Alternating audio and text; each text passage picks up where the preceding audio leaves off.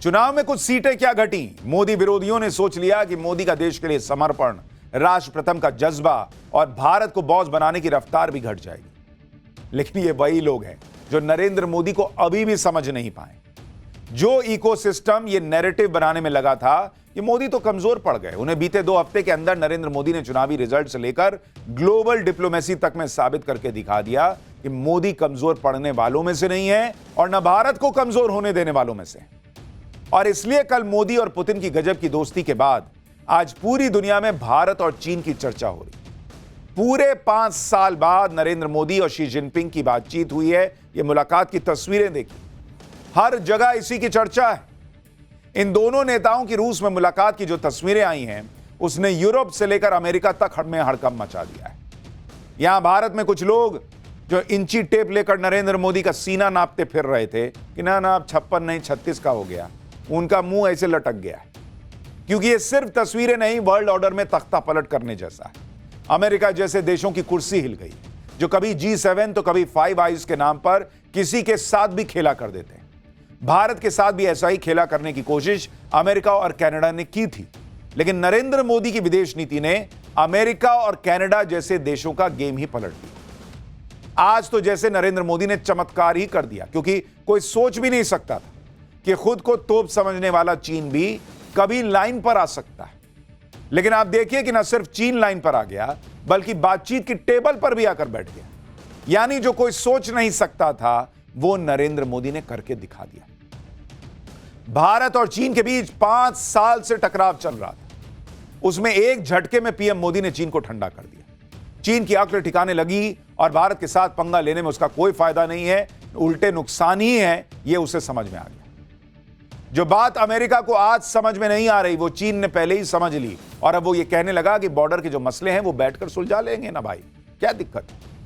लेकिन ना तो चीन एक दिन में लाइन में आया, ना अमेरिका एक दिन में लाइन पर आएगा। अमेरिका को झटके लगेंगे तब जाकर उसे समझ में आएगा, और अमेरिका को आज से झटके लगने शुरू हो चुके हैं। ब्रिक्स में पीएम मोदी ने इसका ट्रेलर दिखाया, क्योंकि चीन के राष्ट्रपति से पीएम मोदी की मुलाकात कोई मामूली बात नहीं है बॉस। जो चीन 5 साल से अकड़ दिखा रहा था, वो आज हाथ मिला रहा है, लंबी लंबी मीटिंगें कर रहा है। भाई चीन का ट्रैक रिकॉर्ड है, पीछे कदम नहीं खींचता, 2 कदम आगे बढ़ता है, 1 कदम पीछे जाता है, कहता देखा मैं पीछे आ गया। ये नरेंद्र मोदी का भारत है जिसने कहा दोनों कदम पीछे जाओ भाई। और खुद ये मान रहा है चीन कि भारत के साथ उसे अपने रिश्ते सुधारने हैं। अगर आप दोनों नेताओं की बॉडी लैंग्वेज पर ध्यान देंगे तो आपको क्लियर दिखेगा कि इस मुलाकात में एक पॉजिटिविटी दिख रही है। कहीं से ऐसा नहीं लगेगा कि मजबूरी में किसी सम्मेलन में किसी देश के नेता आपस में मिल रहे हैं। माहौल पॉजिटिव लग रहा है, यानी एक शुरुआत हो रही है कि रिश्तों को धीरे धीरे ठीक करना है। जो भी मुद्दे हैं उसे आपसी सहमति से सुलझाना है, क्योंकि ऐसा भी नहीं है कि एक दिन में सब कुछ ठीक हो जाएगा। भाई 5 साल से रिश्तेदार से बात नहीं हो तो टाइम लगता है। अच्छा, कहीं शादी ब्याह में मिले तो आदमी थोड़ा मुस्कुराता है, हंसता है, फिर 2 4 6 8 10 बार मिलने पर आदमी थोड़ा खुलता है, यार क्या ही लड़ लिए, कितना अच्छा समय। तो 5 साल से जो टकराव चल रहा है, 5 साल से जो कड़वाहट है, वो एक दिन में पूरी नहीं ना जाएगी, ना ही एक दिन में एक दूसरे पर भरोसा पूरा बन जाएगा। धीरे धीरे बनेगा, भरोसा बनेगा उन वादों पर खरे उतरकर जो वादे एक दूसरे के लिए किए गए। पीएम मोदी ने यही बात चीन के राष्ट्रपति शी जिनपिंग के सामने कही कि बॉर्डर के मामलों को सुलझाना होगा। एक बार पीएम मोदी को सुनिए। आपसे मिलकर खुशी है, और जैसा आपने कहा 5 साल के बाद हमारी ये फॉर्मल मीटिंग हो रही है। हमारा मानना है कि भारत और चीन के संबंधों का महत्व केवल हमारे लोगों के लिए ही नहीं, लेकिन वैश्विक शांति, स्थिरता और प्रगति के लिए भी हमारे संबंध बहुत अहम है। एक्सेलेंसी, सीमा पार पिछले 4 वर्षों में उत्पन्न हुए मुद्दों पर बनी सहमति का हम स्वागत करते हैं। सीमा पर शांति और स्थिरता बनाए रखना हमारी प्राथमिकता रहनी चाहिए। म्यूचुअल ट्रस्ट, म्यूचुअल रिस्पेक्ट और म्यूचुअल सेंसिटिविटी हमारे संबंधों का आधार बने रहना चाहिए।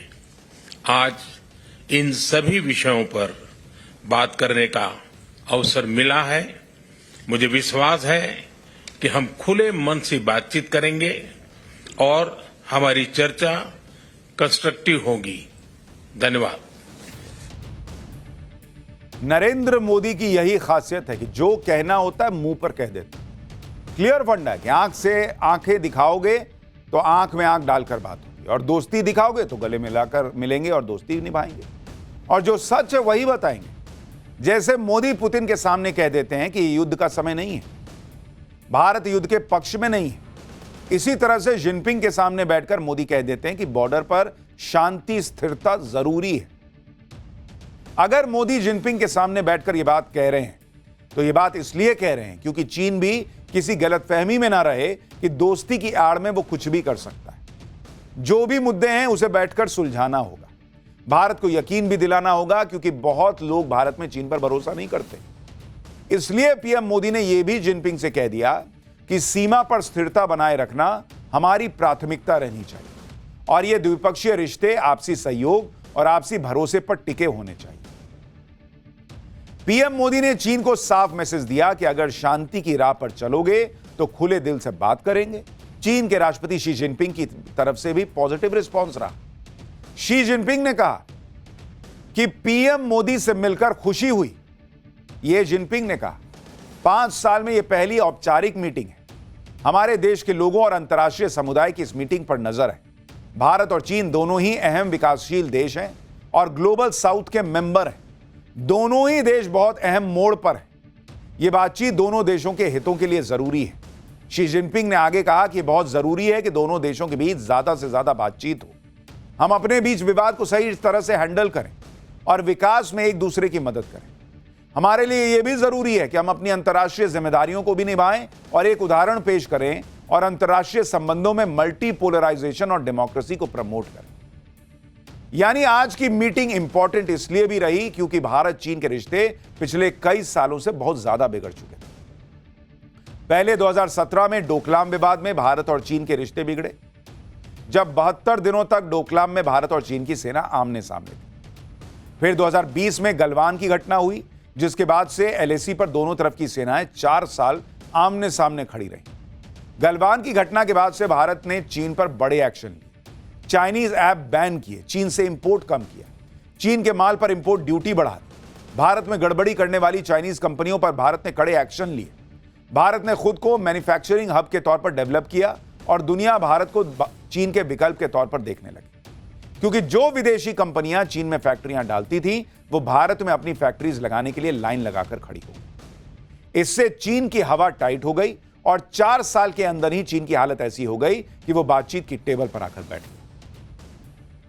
लेकिन बॉस, एक दिन में कुछ नहीं होता। भारत और चीन बातचीत की टेबल पर आए तो समय लगा। एक दिन में नहीं हुआ कि नरेंद्र मोदी शी जिनपिंग से हाथ मिलाने लगे, और सबसे बड़ा मुद्दा बॉर्डर का था, जिस पर लगातार बातचीत हुई। एलएसी के मुद्दे को लेकर भारत और चीन के बीच 30 राउंड की हाई लेवल मिलिट्री टॉक्स हो चुकी है। अब जो सहमति बनी है उसमें विदेश मंत्री एस जयशंकर के मुताबिक 2020 से पहले वाली स्थिति एलएसी पर बहाल होगी। यानी 2020 से पहले जहां तक भारतीय सैनिक एलएसी पर पेट्रोलिंग करते थे या फिर भारतीय चरवाहे जहां तक जाते थे वहां तक जाएंगे। बॉर्डर को लेकर चीन और भारत में क्या समझौता हुआ उसके बारे में विदेश मंत्रालय ने भी बताया कि एलएसी के मुद्दे को सुलझाने के लिए भारत और चीन की स्पेशल टीम जल्द मिलेगी। यह स्पेशल टीम बॉर्डर के सभी मुद्दों का एक तार्किक समाधान निकालेगी। विदेश मंत्रालय के स्तर पर जल्दी ही ऑफिशियल मीटिंग भी होगी। पीएम मोदी की डिप्लोमेसी देखिए, वो बात चीन से कर रहे थे, लेकिन उन्होंने चीन के साथ साथ उस अमेरिका को भी मैसेज दिया जिसे दो देशों को लड़ाने, भिड़ाने, उकसाने में बहुत मजा आता है। पीएम मोदी ने कहा कि भारत और चीन के रिश्ते सिर्फ दोनों देशों की जनता के लिए अहम नहीं है, बल्कि ये क्षेत्र और ग्लोबल शांति और स्थिरता के लिए भी जरूरी है। यानी जो अमेरिका इस फिराक में था कि कैसे भारत और चीन की दुश्मनी का फायदा उठाकर भारत को चीन के सामने खड़ा कर दें, उस अमेरिका को भी भारत ने मैसेज दे दिया कि भारत और चीन की लड़ाई से किसी का फायदा नहीं होगा, उल्टे ये विश्व शांति के लिए खतरा बन जाएगा और भारत की पहली कोशिश शांति स्थापित करने की हो। हाँ, कोई नहीं माने तो फिर उसे लाइन पर लाना भी आता है भारत को। अमेरिका को एक मैसेज ब्रिक्स सम्मेलन की तस्वीरों से भी मिल गया। आपको कुछ तस्वीरें दिखाता हूं जो दिन भर चर्चा में रहीं। ब्रिक्स सम्मेलन में नरेंद्र मोदी, व्लादिमीर पुतिन और जिनपिंग एक साथ खड़े दिखे। इसमें एक तस्वीर तो बहुत ज्यादा चर्चा में है, जिसमें व्लादिमीर पुतिन, शी जिनपिंग और नरेंद्र मोदी के बीच में खड़े हैं और वो कुछ इशारा करते हुए भी दिखाई दे रहे हैं। और फिर शी जिनपिंग और नरेंद्र मोदी उस तरफ देखने लगते हैं। इस तस्वीर के फोकस में सिर्फ यही 3 नेता हैं। इन्हें देखकर ऐसा लग रहा है जैसे किसी पार्टी में पुराने दोस्त बरसों बाद मिले। शायद इसमें पुतिन कहना चाह रहे होंगे कि देखो उधर अमेरिका की कैसी सुलग रही है। एक और तस्वीर है जिसमें पीएम मोदी, पुतिन और शी जिनपिंग साथ खड़े हैं और पीएम मोदी किसी को थम्स अप करते दिख रहे हैं। वो वाली तस्वीर दिखाई, ये बैठे वाली नहीं, ये वाली तस्वीर। इसमें पीएम मोदी अमेरिका को शायद भरोसा दे रहे हैं कि घबराओ मत, तुमको अभी सेट करने के लिए ये सब हो रहा है, छोड़ नहीं देंगे तुमको। एक और तस्वीर जिसमें तीनों नेता बैठे हुए हैं वो भी दिखाता हूं। ब्रिक्स सम्मेलन की शुरुआत में जो औपचारिक ग्रुप फोटो होती है उसमें भी ये तीनों नेता साथ में रहे। व्लादिमीर पुतिन जहां जहां भी गए वहां शी जिनपिंग और पीएम मोदी को साथ में रखा। व्लादिमीर पुतिन ने ऐसा क्यों किया, इसकी वजह साफ है कि वो दुनिया को ये दिखा रहे हैं कि उन्हें अलग थलग करने की अमेरिका की चाल फेल हो गई है। भारत और चीन जैसे बड़े देश उसके साथ हैं। लेकिन इन तस्वीरों से भारत ने भी अमेरिका, कनाडा और पश्चिमी देशों को अलर्ट भेज दिया कि अगर भारत हल्का सा भी रूस की तरफ झुका तो यूक्रेन युद्ध में अमेरिका का पलड़ा कमजोर दिखेगा। वैसे तो अमेरिका से भी भारत के सबसे अच्छे संबंध, लेकिन अमेरिका वो देश है जिस पर भारत आंख बंद करके भरोसा नहीं कर सकता, जैसे वो रूस पर करता है। अमेरिका वो देश है जिसे बीच बीच में रियलिटी चेक कराना जरूरी हो जाता है कि बॉस दोस्ती आपसी सम्मान से चलेगी। अमेरिका के केस में तो ऐसा करना इसलिए भी जरूरी हो जाता है क्योंकि दोस्ती में दगा देना अमेरिका का पुराना फॉर्मूला रहा है। उसकी इस आदत का शिकार अभी अभी उसका एक पुराना दोस्त बना है, उसके बारे में आपको आगे बताऊंगा।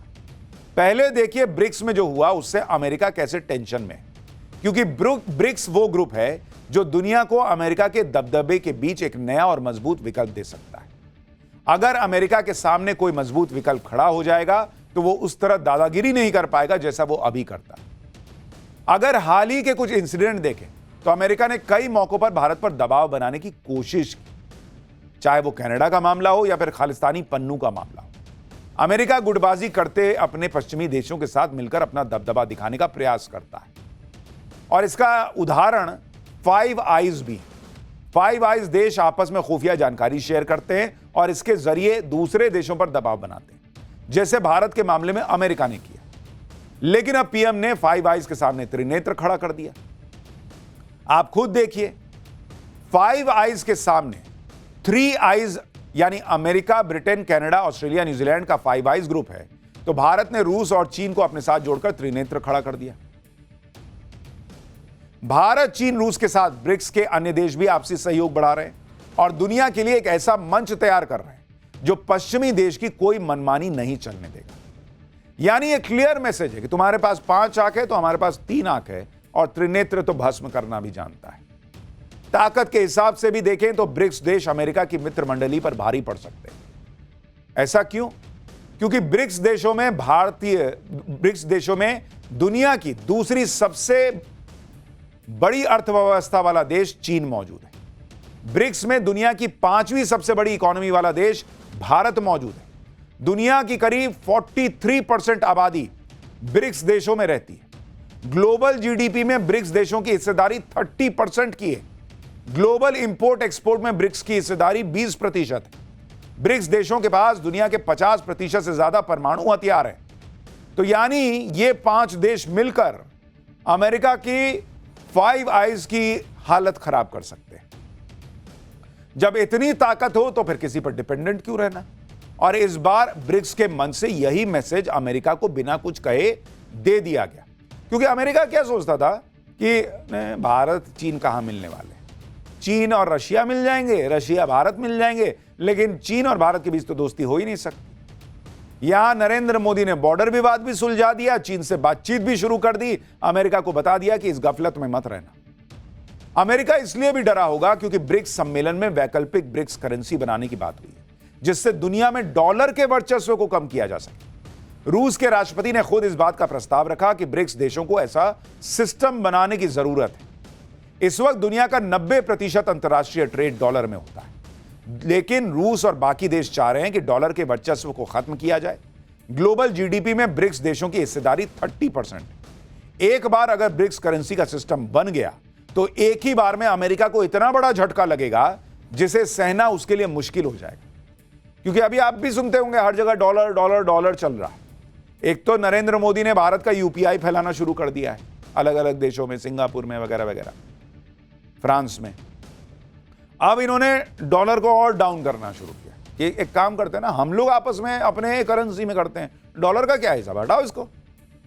अब अमेरिका पहले से ही डॉलर के खिलाफ छिड़ी हुई मुहिम से चिंता में है। पूर्व राष्ट्रपति डोनाल्ड ट्रंप ने एक बहस के दौरान अमेरिकी डॉलर को न मानने वाले देशों पर ज्यादा टैरिफ लगाने की बात कही थी। अमेरिका की चिंता से इतर ब्रिक्स सम्मेलन में पीएम मोदी ने भी मौका देखते चौका मार दिया। उन्होंने अपने बयान में यूपीआई की बात कर दी। उन्होंने कहा कि यूपीआई को कई देशों ने अपनाया है, पिछले साल ही यूएई में भी लॉन्च किया गया। उम्मीद करता हूं कि ब्रिक्स के देश भी इसका इस्तेमाल करें। यानी ब्रिक्स करेंसी के लिए यूपीआई कॉमन प्लेटफॉर्म बन सकता है जिससे ट्रांजैक्शन हो सके। आज दुनिया तेजी से बदल रही है और उसी हिसाब से वर्ल्ड ऑर्डर भी नरेंद्र मोदी बदलने का प्रयास कर रहे हैं। हो गया यार, इतने साल रह गया अमेरिका सबका दादा बन के, अब नहीं हो यार तुम्हारी इकोनॉमी नहीं चल रही, तुम्हारा राष्ट्रपति सीधे ढंग से नहीं चल पाता, तुम क्या दुनिया चलाओगे। ब्रिक्स इसका एक उदाहरण है। यह ग्रुप अमेरिका के खिलाफ नहीं बल्कि नॉन वेस्ट ग्रुप